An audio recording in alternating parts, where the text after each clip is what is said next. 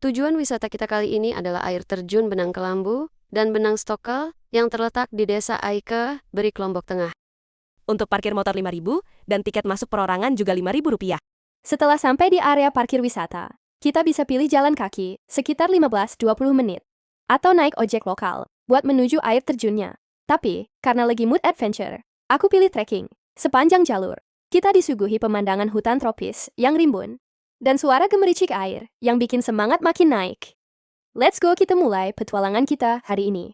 Setelah menempuh perjalanan sekitar 1 kilometer dari pintu masuk utama menuju air terjun Benang Kelambu, kamu akan tiba di air terjun Benang Stokel.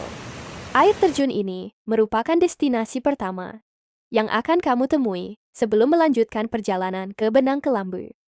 Bayangin kombinasi antara aroma tanah basah, daun yang baru disiram hujan, dan suara gemericik air.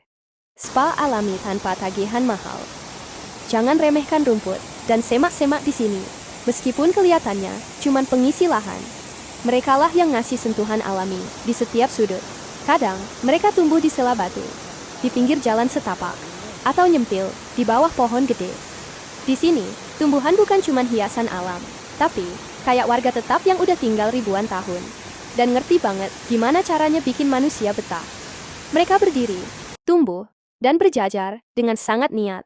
Seolah-olah ikut gotong royong, menciptakan suasana healing yang sesungguhnya. Udara yang kamu hirup pun beda levelnya.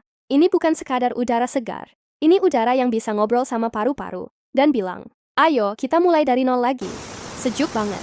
Keindahannya nggak sampai. Di sini saja, kita akan lanjutkan perjalanan lagi menuju air terjun Benang Kelambu.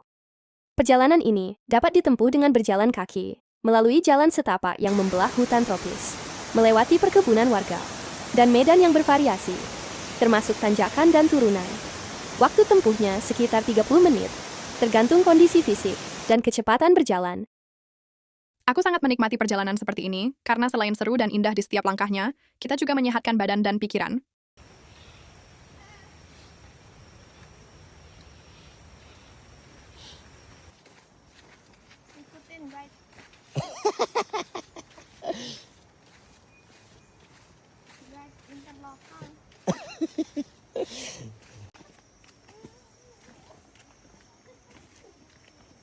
Jadi, jika Anda berencana untuk mengunjungi kedua air terjun ini, pastikan untuk mempersiapkan fisik dengan baik, membawa air minum yang cukup, dan mengenakan alas kaki yang nyaman dan anti-slip.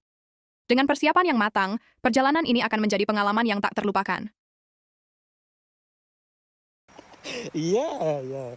Jarak total perjalanan dari pintu masuk adalah 1,3 km, dan total anak tangga sekitar 215.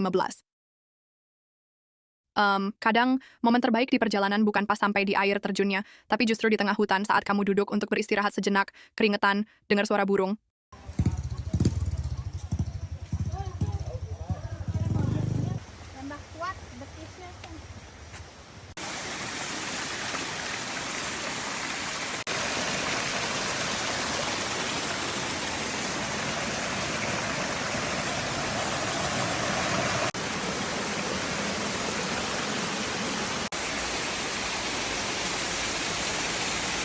Akhirnya, sampai juga di air terjun Benang Kelambu. Dan begitu kamu lihat si Benang Kelambu ini, air terjun yang jatuhnya nggak kayak orang marah-marah, tapi lembut, nyebar, dan keluar dari sela-sela dedaunan seperti kelambu alami.